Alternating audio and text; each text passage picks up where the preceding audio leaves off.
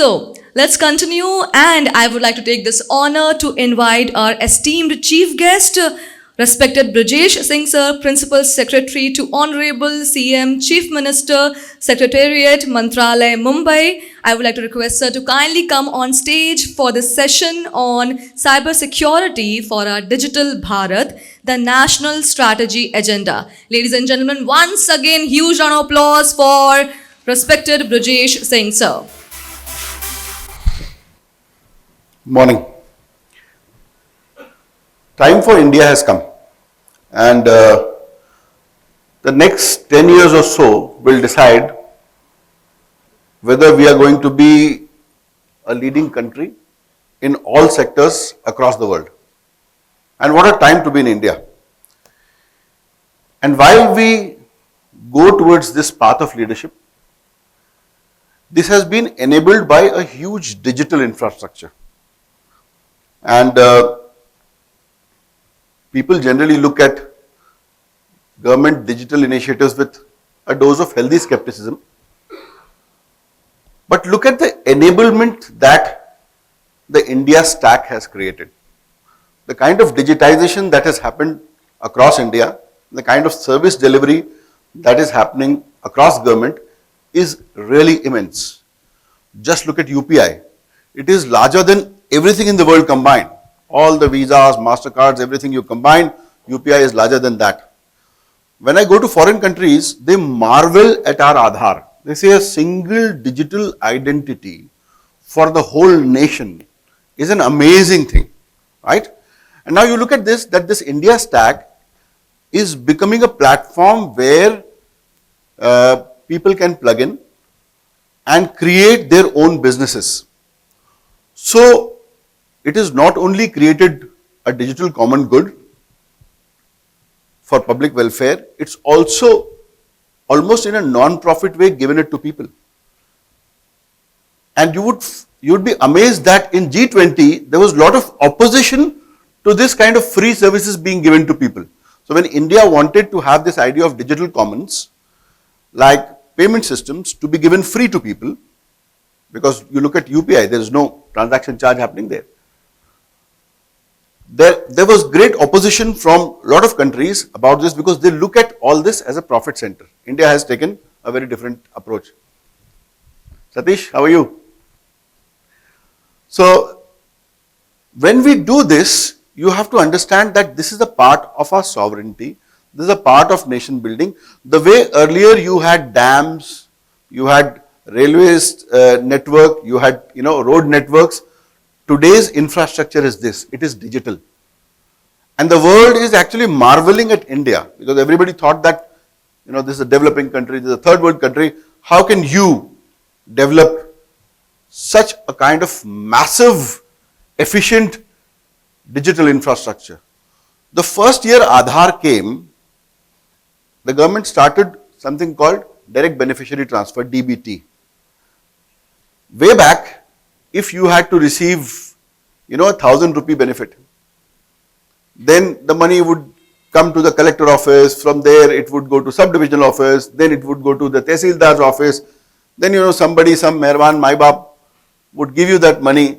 And there were inefficiencies in this process. There was leakages in this process. The first year Adar came, the saving just from leakages was 70,000 crore rupees. Right? We don't imagine what kind of enablement has come through Adar and other services, through DBT. Now today, we look at various schemes, and as soon as you seed the beneficiary data with Adar, you find that all the bogus chaps just disappear. So way back in Maharashtra in 2018, we were checking the data of student scholarships. As soon as we Adar seeded it, 3.5 lakh bogus people just went off. 3.5 lakh bogus people were taking scholarships, which was, for needy students. Now, while we build this digital infrastructure, there is a necessity to secure this. Now, you look at the history of India. We've always had, we are a place of bounty. You know that across the world, We are probably 7th or 8th in terms of land, but our arable land, the land where you can actually have good agriculture, is highest in the world. Much more than China, much more than Russia, much more than Canada, much more than US. It's amazing. We have always been almost 1/4 of the world trade. 25% to 27% whenever we have not been subjugated, whenever we have not been colonized, up till 1825, 1830. If you look at the statistics, we were 26, 27% of the world trade. And this is again where we can go, very simply. But while we do this, we have to secure ourselves, because otherwise there would be some 0 day like Khyber Pass, which we never patched. And that 0 day always led to consistent attacks, and it led to us being subjugated. So for digital infrastructure also, you have to be very careful and create digital sovereignty. And to create digital sovereignty, you will have to have a whole of nation approach. Until and unless we have a whole of nation approach, we will not be able to have proper cybersecurity for everything. There cannot be a different cybersecurity standard for an individual. There cannot be a different cybersecurity standard for threats to society, about disinformation, about threats to democracy, there cannot be a different digital cybersecurity standard for enterprise. There cannot be a different standard for government, and there cannot be a different standard for let's say defense and intelligence and law enforcement. You will have to have a whole of nation approach. And when you have a whole of nation approach, you should start with policies, frameworks. So it is the need of the day that we urgently come up with a good national cybersecurity policy. We have been deliberating upon it for long, but it's time that everybody, urges upon the government to create a national cybersecurity policy and framework for the whole of the country. Once that is created, it's not just a question to create a regulatory framework. It is essential to create an enabling framework. Now, what should the enabling framework do? Cybersecurity is, and to create sovereignty doesn't come automatically. Sovereignty comes with might. And for might of cybersecurity, you'll need to have your own innovation. You can't live on borrowed oxygen. Cybersecurity is expensive. And world over, such brilliant minds which are creating cybersecurity are Indians. I was talking to Cybel, and it's basically a Desi company, right? And they are into hundreds of $1 million in terms of their yearly earnings. However, I find that Desi, homegrown cybersecurity companies are not coming up. Because somewhere we have failed as a nation to create an ecosystem. You go anywhere, you even go to Israel, you will find part of the coders are Indian. So the thing which we have done in IT, we are wonderful in IT. World over we are giving services. Cybersecurity, we are not that good. See, this is the same historical mistake that you are repeating. That good in agriculture, good in production, and as earlier they used to say ki Bharat sone ki chidiya hai, so you will create so much of wealth and value which will attract adversaries. And we have nothing to protect against adversaries. And then we will be dependent upon expensive tools from Israelis and Americans and everybody else, and we'll have to rely on others. One great thing that is happening is the Make in India in defense. It's a wonderful thing happening there. So for Atmanirbhar Bharat, there is a compulsory indigenization. I think up to 60% that is happening there in defense. I think that idea should be taken forward and should be put across everything in government. There would be a time when you would not have domestic capabilities to match any foreign products which are available. But then it incentivize them. You have already created a market. Make it compulsory that we will buy from domestic companies. Also, we'll have to have a procurement framework. In the government, today, many of you would be vendors, you would realize that Indian product hai, theek hai yaar, laga do. 5 lakh rupees le lena. Why Israeli comes in, he asks for $1 million, you welcome him, you see him off to the car also, and you give him the purchase order also. And our product may be matching. So somewhere we'll have to enable our procurement, policies, but the government is a very large purchaser. The government sector is very, very large. And I think the need for government security cybersecurity is much more than any other sector. Because government service is about trust. You see how much disinformation was spread about Adar. Every time people used to attack Adar and talk about how Adar has been breached, this, that. But what has been breached always? You check, you go into the details and you find that what has been breached is this imaginary thing called Adar card. Adar was never meant to be a card. Yeah? Why did you create a card of that with your shakal? With your Gandhi photo you created, you created an Adar card it's a digital identity, my dear. It was never supposed to be a card. You created a card of that, then you take a photo of that card and you upload that photo of the card on, insecure S3 bucket, right, which is running some government scheme which gets breached. And then it comes out as Adar breach and all Washington Post, New York Times, everybody, they are very happy. They are clapping and they want to show how India's failing infrastructure. They don't know. We are doing well. And let them cry. We are doing well. However, while we do so, it shows that somewhere our practices need to improve. That when the Adar is meant only to be a digital this thing, why are we insisting upon, taking a copy of that Adar and taking it as a proof of address or anything? I would ask you to go in the reverse. In fact, go and lock all your Adar and also just give a virtual Adar. Don't give your, actual Adar number. Apart from that, India has enabled tokenization of your bank details. So tokenize, compulsory tokenization of whatever banking transactions you do. So even if there's a breach, it's some kind of an encrypted token going out, which would be, till quantum computers come, very, very difficult to decrypt. So somewhere we'll have to take this whole of nation approach. It would be about generating your own encryption. Now, which encryption algorithms are our own, right? You would be amazed to know that, have you heard of a radio system called Tetra? Tetra is basically a radio communication system. They found that Tetra had 3 built-in encryption keys, hardware keys.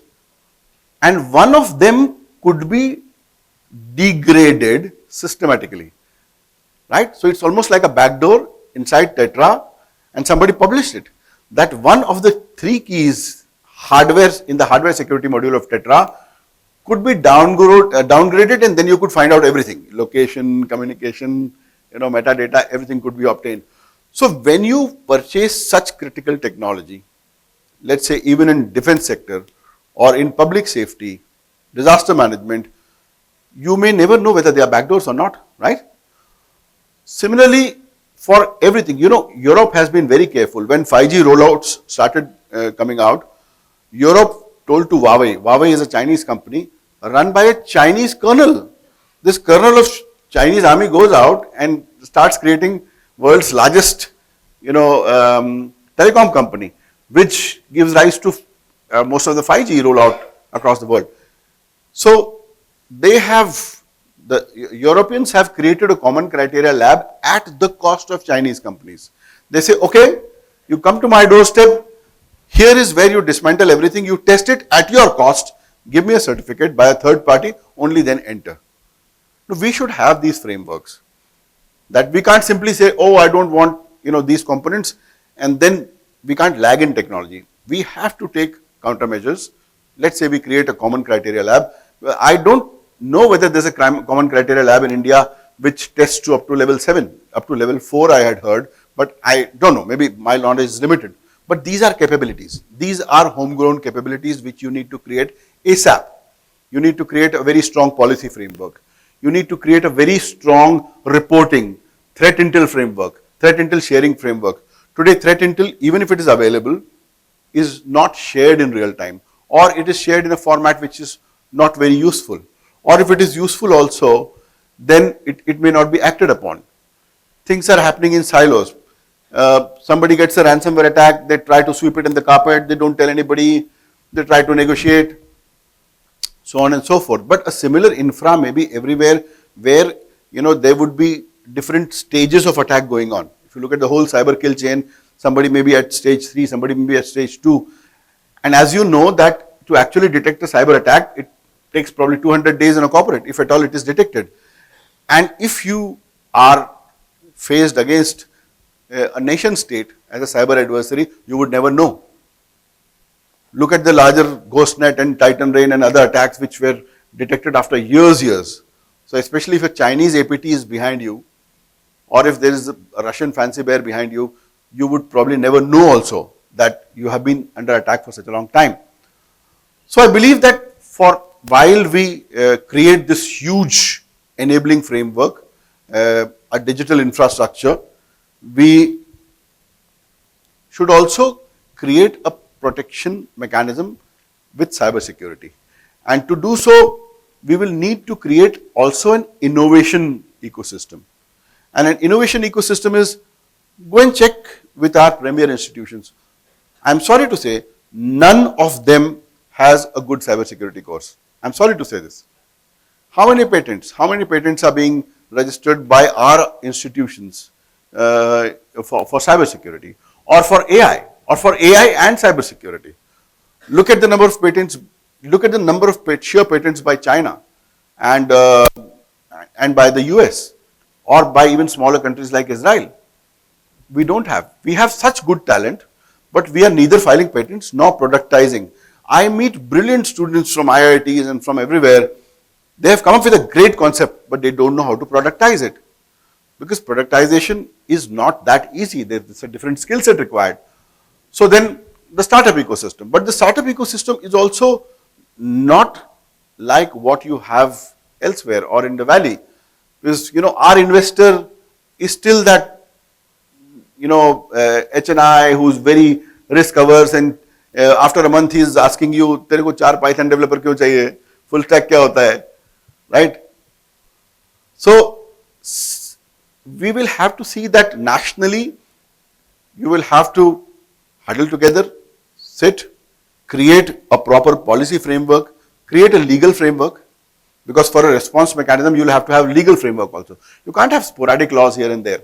That, there is one IT Act which has some provisions for cybercrime. Then for intermediary guidelines, you are coming up with something and asking significant social media intermediaries to come up with a 3-tier mechanism. Or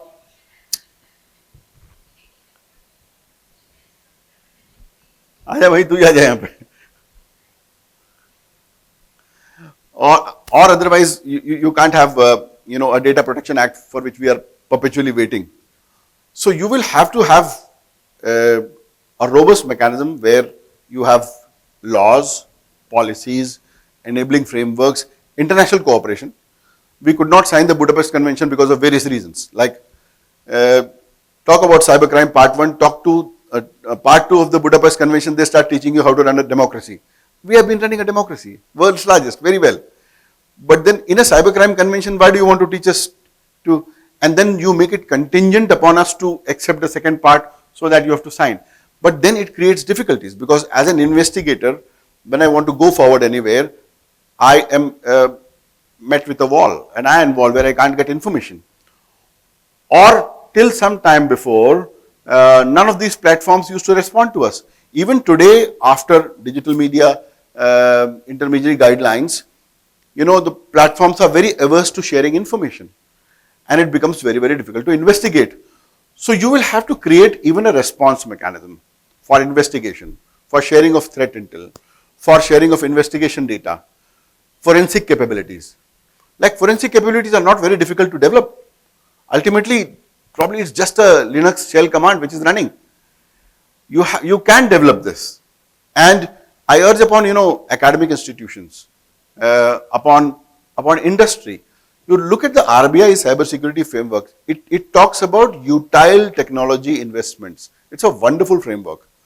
So why don't industries, when they know that they are faced with threat, they invest in our capacity building in a way that it helps the innovation ecosystem. So, for example, there's a market infrastructure like NSE, BSE, or large banks. Let them come together, create a serious innovation fund, and it would, not also create a startup ecosystem. It would help them. It would save costly dollars for them, and it's not difficult.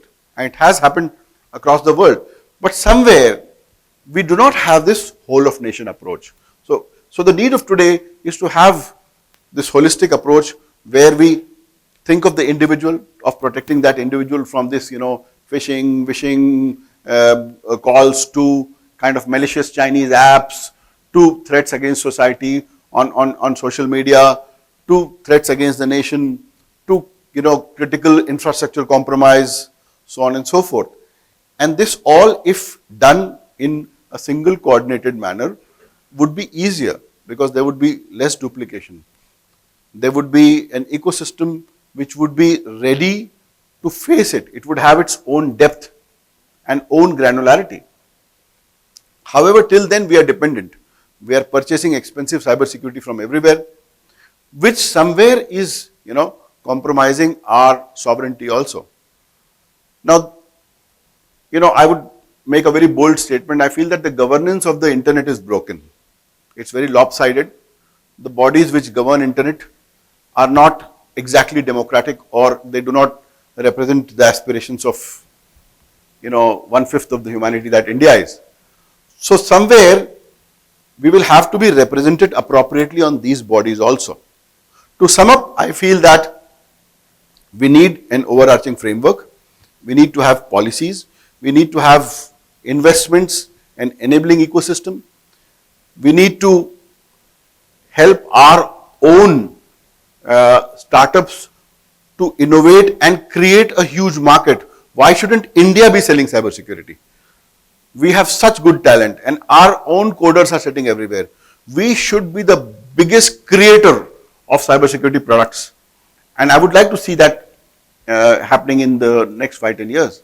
And I believe that as India innovates, creates digital public goods, and creates a huge digital ecosystem to lead the world, it is absolutely essential, as of yesterday, to protect this with robust cybersecurity. Thank you so much.